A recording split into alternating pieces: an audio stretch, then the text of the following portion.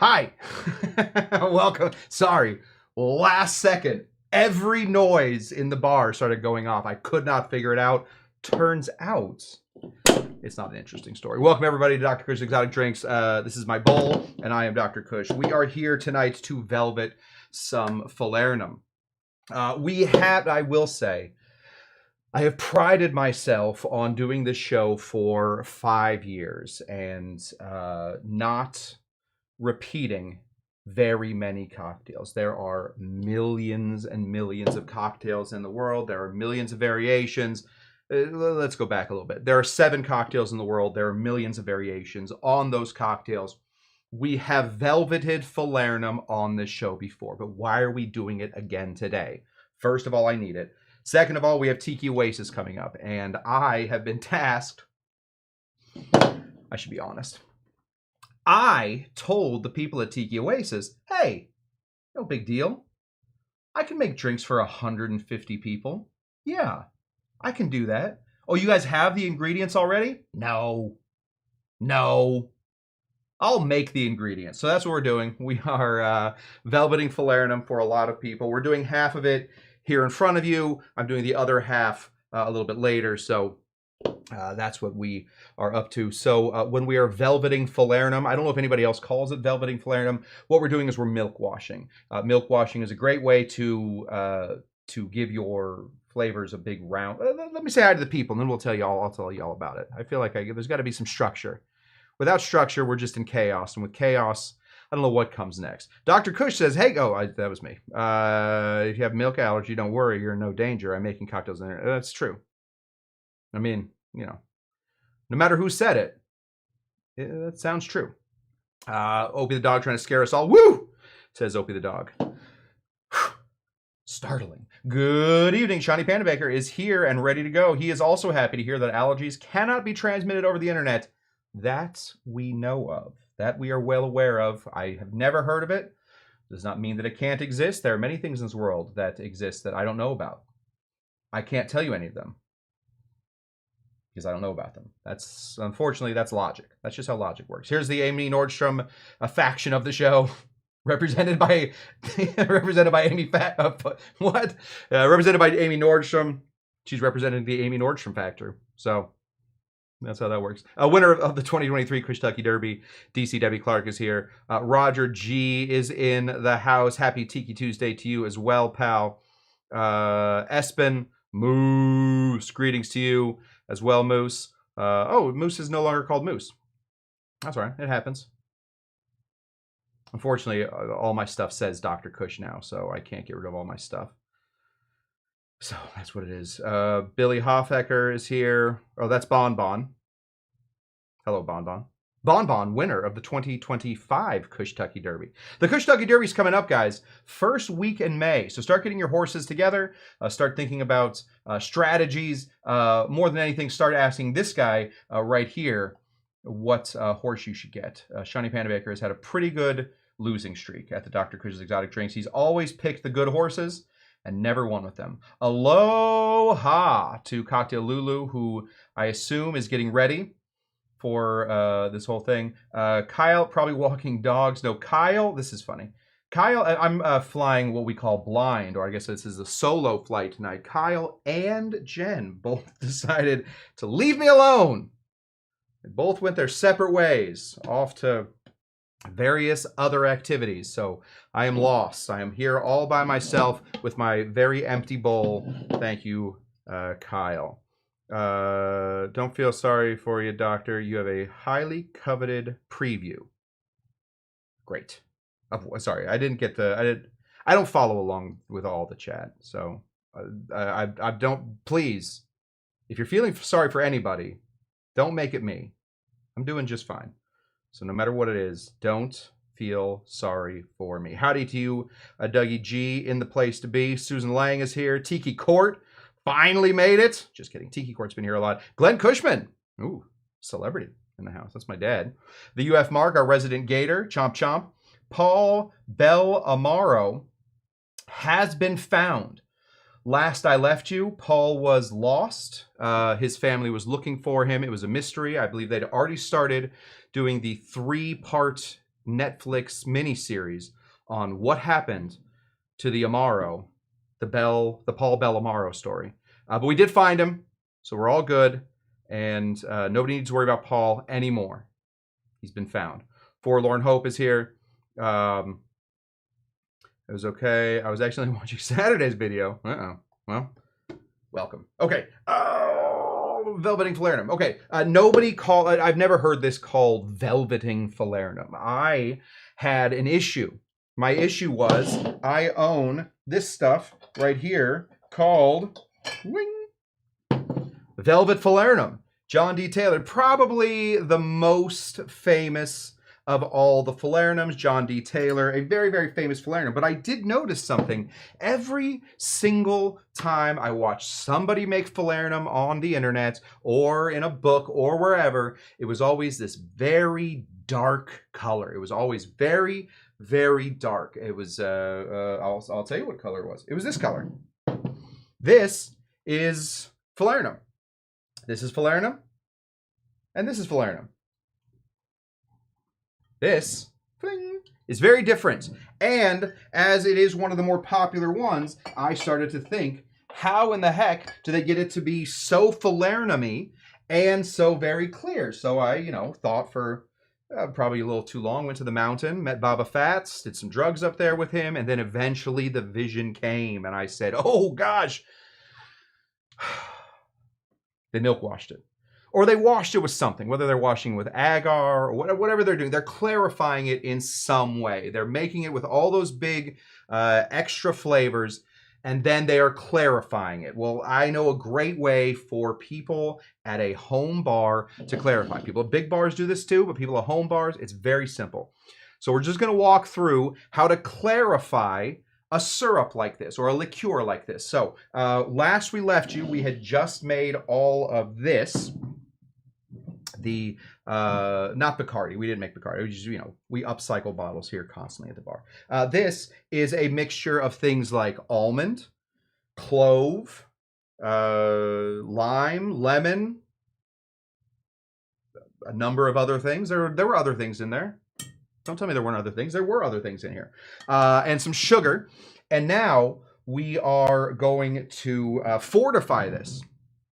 So in this one in particular, I have about 750 liters. That's not true. 750 milliliters, 0.75 liters in here, right? So I want to make about, since there's 750 milliliters, we're going to be putting in about 5 ounces or 150 milliliters of a rum. What kind of rum? Well, it turns out it was a rum I didn't have today.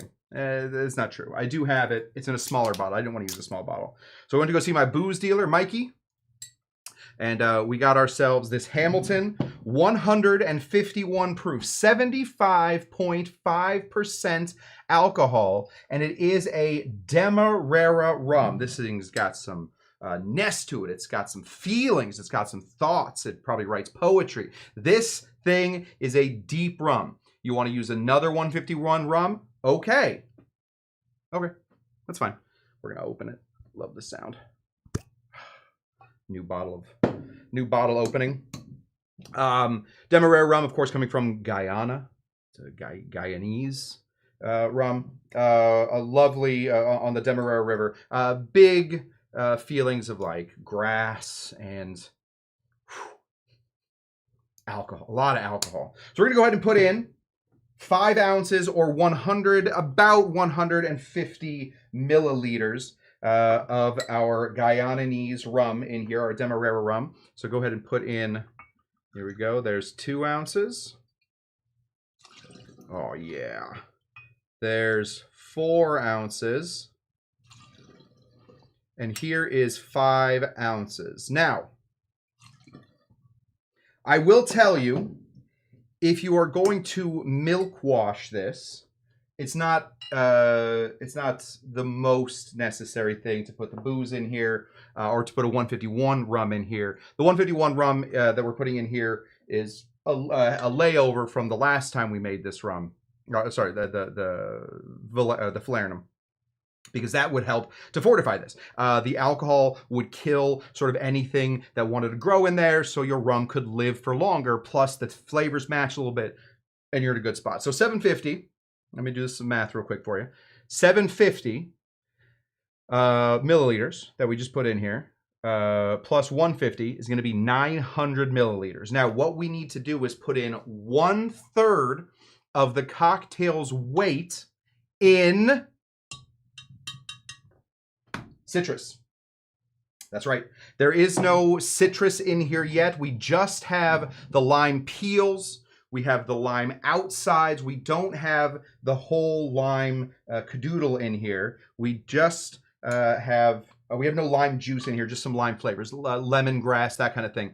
So right here, I just took the lemons and the limes that I peeled in order to get this falernum going, and I just squeezed those. And I got about, how much? About 300 milliliters of it. Almost perfect. I added a little bit extra, but we want about 300 milliliters in here, so we're going to go ahead and pour that right in here. There we go.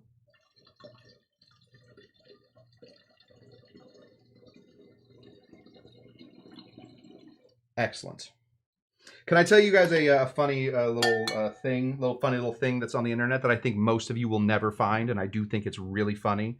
And whoever does this, I think that they are just about the funniest human that has ever lived.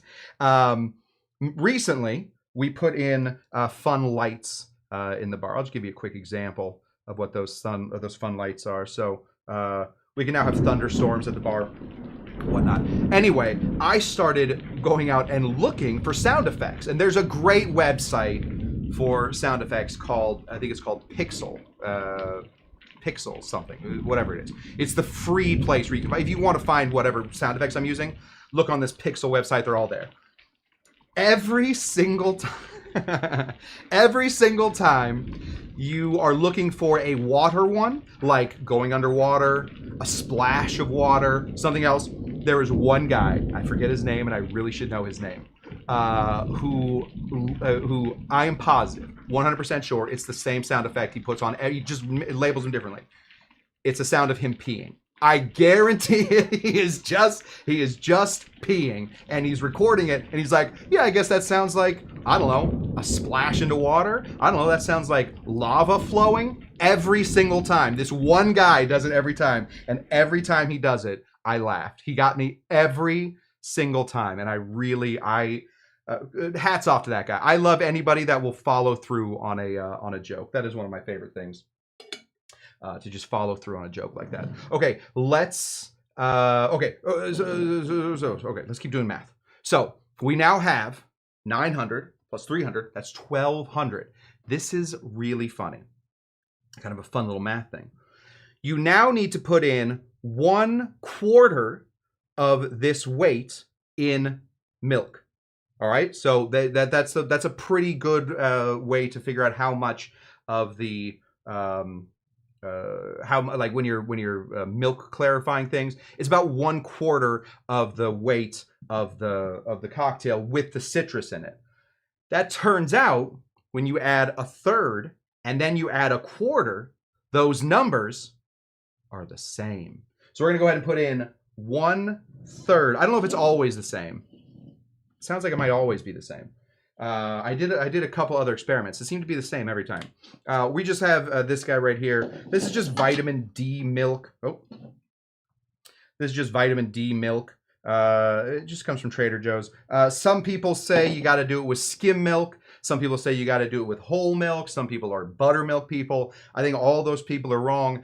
Whole milk, as I've done this multiple times, many times, many years I've been doing this. Whole milk just seems to work better. So some whole milk. And we're going to put that into the bowl, not into the cocktail. We're going to put it into the bowl. What's the best angle for that? It's not that angle. Let's go ahead and put in 300 milliliters of milk in, no, should we put, there's a good angle right there. Hey, who's that guy? Right there. We're gonna go ahead and put this right into our bowl. All right, now if you know anything about milk or you know anything about bowls, I don't know how much you have to know about bowls, but if you know anything about milk and you know anything about citrus, you know that they don't really get along. They're not really like, they're not great friends. They, you know, they come together and they curdle up and they make what?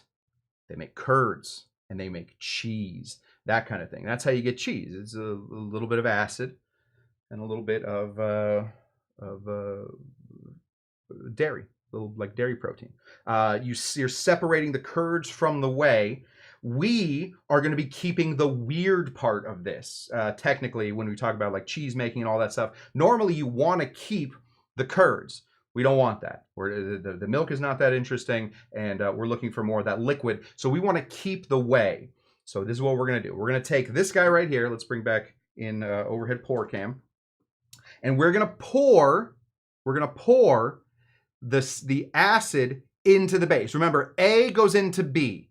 B doesn't go into A. It's not BA, it's A into B. A into B. Always acid into base. We want to go ahead and pour this nice and slowly, and we should start to see some curdles coming up.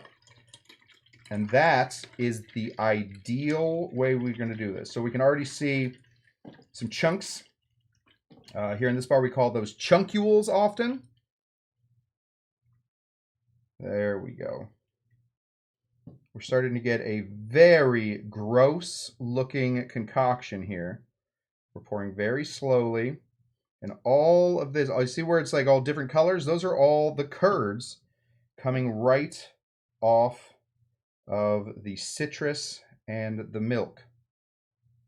These are all combining, and there we have it. We now are starting to already see the curds separating from the whey. Are you making alcoholic cheese curds? Asked Davey Virtue, our 2,000 subscriber. We are at 2,388. I just checked before the show. Yeah, I guess technically these would be alcoholic cheese curds. Technically, I guess that's kind of what they are. I'm sure some cheesemonger somewhere will tell me it's a little different. But I cut out all the cheesemongers from my life a little while ago. It just didn't make sense to keep so many cheesemongers in there. So I don't know exactly. I don't know what the alcohol percentage of this will all be of the curds, but I know we're losing a little ABV in the filtering process. We don't need a ton of ABV in this. We're going to go ahead and really just see how lightly I'm stirring. We don't want to mix this up all over the place, because then the curds get really small. We want to keep the curds as large as possible. So the larger the curds, the better off our mix will be. So all we're doing is stirring to combine to make sure all of the milk has touched all of the citrus, and then we will have our that'll be our huckleberry. There we go. Yeah, I mean, you can see if I pick up one of these little guys, these are all just huge curds. They don't want to get on the spoon. These are all just huge curds of curdled milk. Not an ideal thing to drink. I know a lot of bartenders have made that mistake where they're like, hey, I'm going to make a hot toddy, but listen to this. Wow, no one's ever thought about it.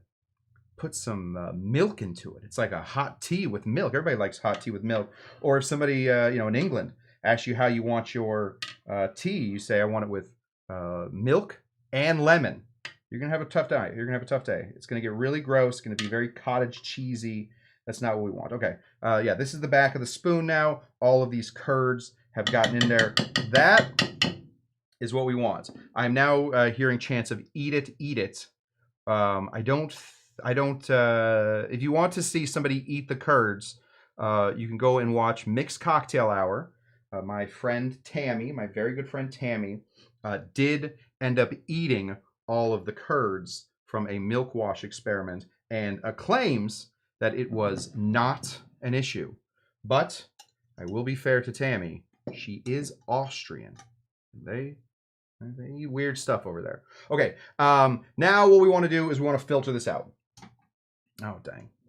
I really should have calibrated this camera. Hold on for a second. Let's get a good, let's put this right here. Let's just get a good focus on it. We want to win awards on this show. We'll just go ahead and, oh yeah, look at that. Way better. We'll focus.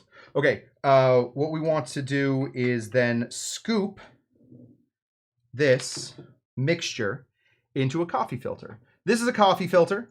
It seems a little odd, but it is, trust me, it is a coffee filter. That was almost a huge mistake. It is a coffee filter. It is a reusable coffee filter. Certainly helpful for multiple coffee things. That is really gross. We're going to just go ahead and pour this through. Oh, pour this through. Now you'll notice something right off the bat. That as I pour this in, that does not look clarified even a little bit. And you would be very correct. This is the big problem with milk clarification. We start the clarification process, and because there are no curds that are blocking the rest of the curds from staying out, basically the initial curds become the doormen of the rest of the curds. The curds end up being a much bigger help in filtering than even the coffee filter does. Even some of that coffee filter-ness gets in here. So this is going to be a somewhat slow process. Not a great thing to do on an internet show that lasts 30 minutes. But you know, what else are we going to do? So this is going to sort of drip through, drip through, drip through. I brought in a towel. It's amazing when I don't have Kyle that can bring me my towel, that how many things I remember to do. So this is just going to drip through. Now, the idea at this point is to wait until you start to see the drips drip clear. Once the drips drip clear, then we're going to do a different thing. We're going to take this, the coffee filter, we're going to take it right off of this, this cloudy mixture, and we are going to start dripping that into a new container. Once it goes clear, we're going to take it off, and we're going to have a brand new container ready to go, ready and raring, so that we we're just collecting the clear bits. So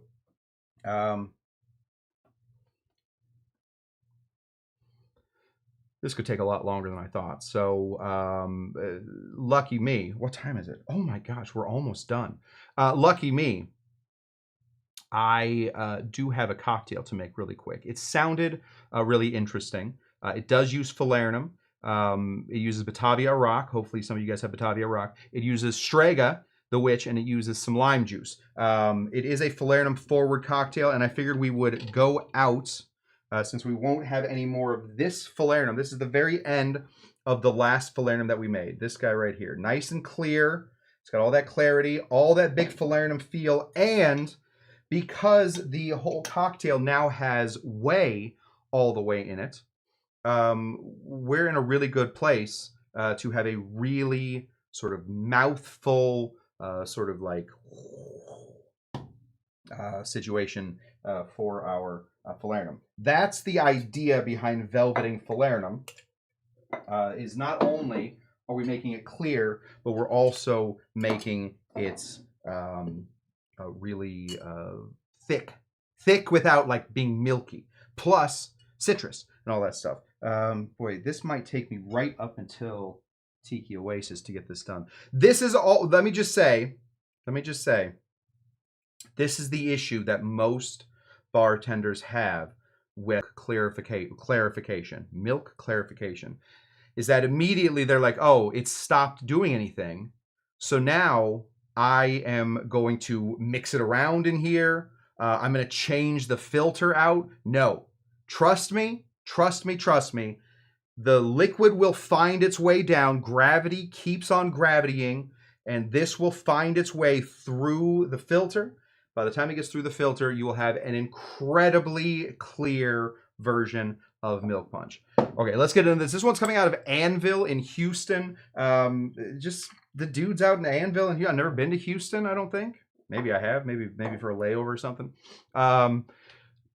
Brought a kind of a cool sounding cocktail that uses Falernum. So we're going to use the very last of our little Falernum right here. This is Velvet Falernum, homemade. We're going to go ahead and put in 3/4 of an ounce of some Falernum. I will just do the rest of it. That's 1 ounce. So we'll just make a slightly bigger drink.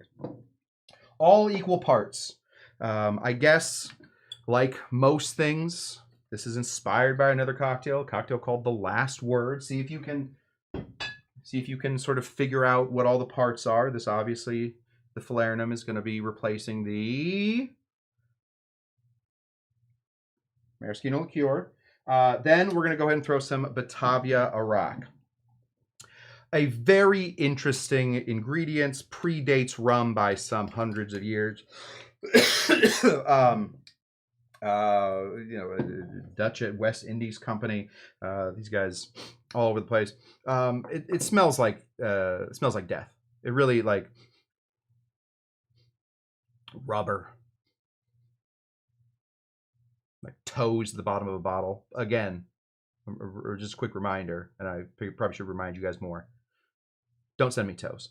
We're going to go ahead and put in 3/4 of an ounce, or sorry, I guess 1 part. We'll do this all in parts. 1 part of Batavia Iraq. I will warn you. Oh, that's dripping clear now. Okay, it's dripping clear, so we are now going to switch out our. Oh, here it is. We're going to switch out our. Well, guy, I have 2 of these. What do you call these? Mason jars. Just for this occasion, we're just going to switch this over here. Boom. And then you can take this, this milky punch part of it, and pour it right in here. Just pour it back. All of that will eventually find its way back through. Once those curds have built up on the bottom of your filter, that's not the right one. Once these curds have built up on the bottom of your filter, you now have an active milk punch filter. Now, once the curds have gotten above the top of the filter, maybe then it's time to start it over. We'll probably have to do that. I think I'm making 3 liters of Falernum for Tiki Oasis. So we'll probably have to change the filter twice for that. That's my thought on it. Okay, we have our Batavia Iraq, which, of course, this is a kind of a morbid thing if you take it right out of context, but Doug says death equals delicious. So please remember the context. Please remember the context. Don't just start doing hashtag Dougie G thinks death tastes delicious. Don't put that out there. That would be a rude thing to do to Doug. It's out of context. I think context is so important. We're gonna go ahead and throw in. If we're doing the last word comparison, obviously the Batavia Iraq is going to be gin. That's right. You said it right. Gin. Next bit we're gonna be putting in here is going to be our Strega. They call specifically for Strega, not yellow chartreuse, not green chartreuse. They wanted the witch in here, and I love the witch. Just kind of a fun ingredient. 1 part of Strega, which of course has taken the place of green chartreuse. Correct, green chartreuse. That is exactly right. It's going to take the place of the green chartreuse in the last word. And last but not least, we forgot I have to do this too. We have to make about 5 liters of pseudo lime juice because I said to the people at Tiki Oasis, I got nothing to do. I can spend days making 5 liters of pseudo lime juice, and you know what? I will spend 5 days doing this. We're gonna go ahead and put in 1 part lime here. Amy Nordstrom is asking what to drink. What is this called? It's called the Eulogy, coming out of the Anvil Bar in Houston, Texas. I assume Houston. It just said Houston. Are there more than one Houstons? Maybe that means like Houston's the restaurant. Maybe it means like Sam Houston's group. We're going to go ahead and give this a big old shake. So we're going to put in some of our reject clear cubes. Just like that. And, oh, Bon Bon almost had it. Almost had it. Almost there. Just typed a little faster. Close, Bon. No cigar, though. We're going to go ahead and give this a shake.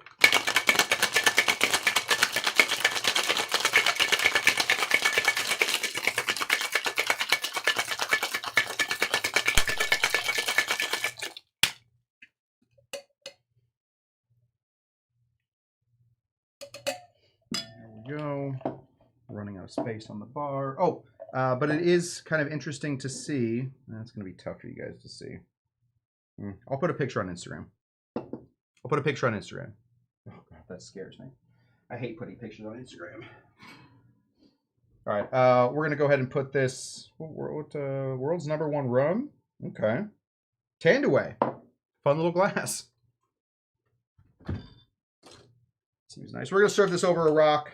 We're going to use one of our non-reject clear ice cubes, one of the ones that worked. Not that the other ones didn't work, but you need to sacrifice some ice cubes in order to make clear ice cubes. That's just how ice cubes work. We're going to put this right in there in our lovely Tanduay glass that we've never used before. Hopefully somebody cleaned it. Kyle? Oh, Kyle's not there. And we will filter this out. Bling.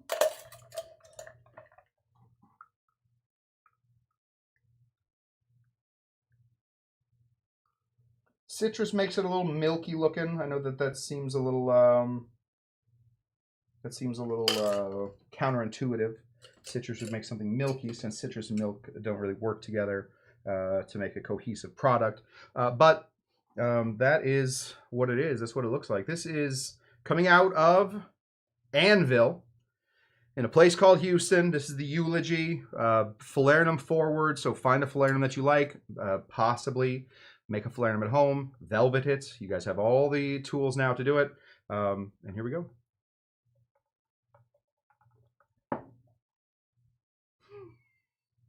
Shut up. That is excellence. That is excellent.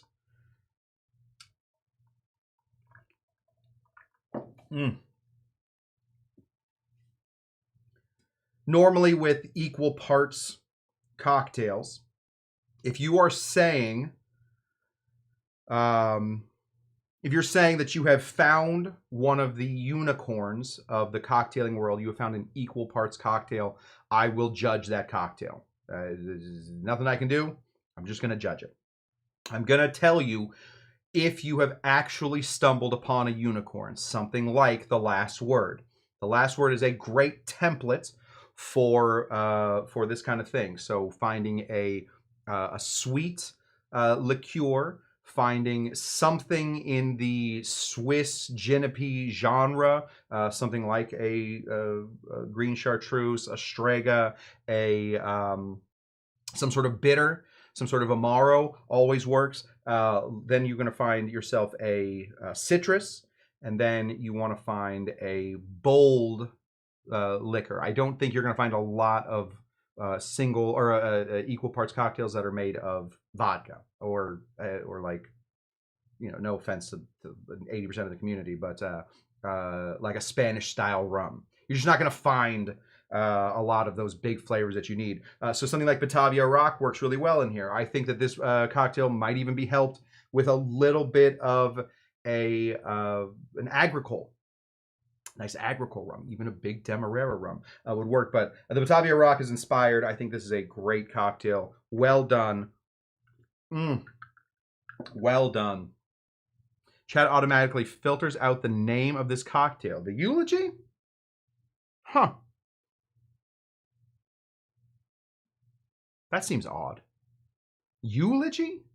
I wonder if I should be saying it. Probably I shouldn't be saying it over and over then, huh?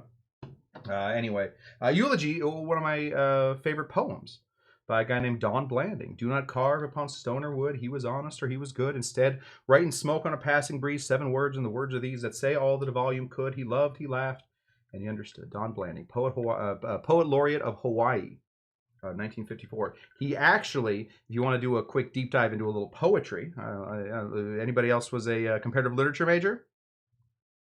Don Blanding actually wrote a wonderful, lovely poem about Don Beach about Ernesto Raymond Beaumont Can. He actually wrote a really nice poem. Gosh, do I have the book just ready to go? One second. I think I have it ready to go. Oh, I think I do right here. Nope, different book. Dang. Oh, there it is. I see it. I'll take my headphones off.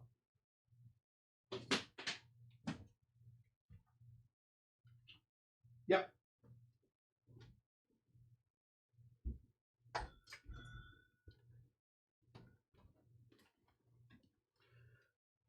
It's not this book either. Anyway, Don Blanding wrote a great poem about our guy Don Beach. Thank you so much, everybody, for showing up. I will put pictures of this, the clarified version of this. You can see that it is a little clear down here, but there's just, I don't know. I'm starting to understand why most online bartenders don't do live shows. I feel like after 5 years, I'm starting to make a little bit more sense to me why nobody else is doing mad science experiments live for people. Because mad science is a lot of just waiting around to doing nothing. I think that's what most science is to begin with. So we're going to keep chugging along, though. Oh my God, we've gone far too late. Everybody's got to get to Tiki Oasis. I was just, if you go on, one second, I can tell you the exact website. It was just texted to me. Oh, hi, Doug. Oh, okay. Doug, I don't have much to talk to. I'll just text you. I'm going to text you. Text you the situation that we got going on. TikiOasis.com/mixologists. Old Dr. Cush featured on there. So if you guys are still interested in going to Tiki Oasis, it turns out in as Cocktail says, 9 days. That doesn't seem like enough. It doesn't seem like enough, does it? We have 9 days until San Diego Tiki Oasis. I will be doing a seminar on the Sunday of that week. We're going to live broadcast that to all of the platforms that we normally live broadcast to: Kick and Twitch and Instagram and Facebook and YouTube. We're going to go live on all of them. That's not true. I think we're just going to go live on YouTube. It doesn't matter. Wherever you guys are watching it right now, you'll see it. And then we'll also have the big show. There's been a lot of planning, not on my part. I've done nothing. A lot of planning for the big Saturday show. So there will be a really fun Saturday show with all kinds of surprises. So check that out. In the meanwhile, hopefully this helped you guys. Hopefully I gave you a couple tips and tricks. I think we have a tips and tricks button now, don't we? Yes. One second. Tips and tricks. Tips and tricks. Hopefully you guys got some tips and tricks on how to velvet your Falernum, or just really how to make a milk punch. And if you guys try this cocktail coming out of Anvil in Houston, I'm not allowed to say it, I guess.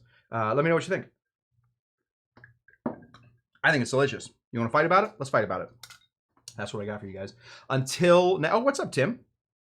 Sorry, I wasn't really watching the chat all that much today. I know you guys probably didn't feel seen as much as normal. Oh, gosh. Kyle's lawyer is here. So,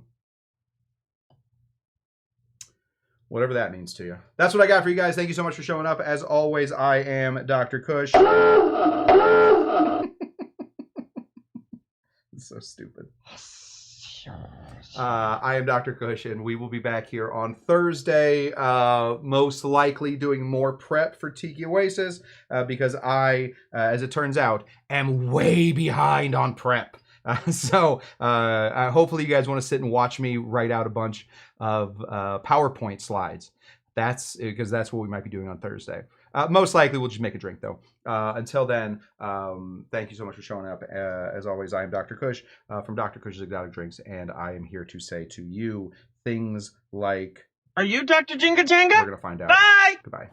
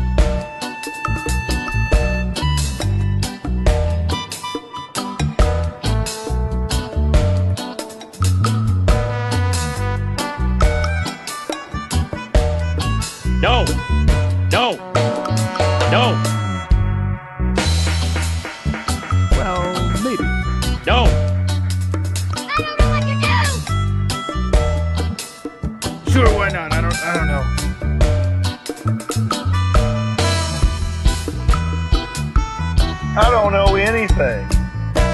No.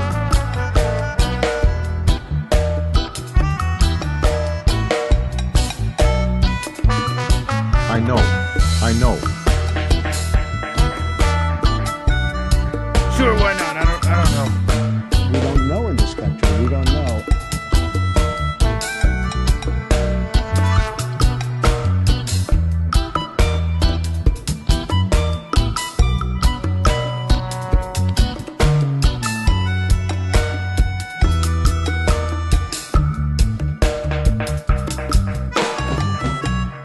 Sure, why not? I don't know.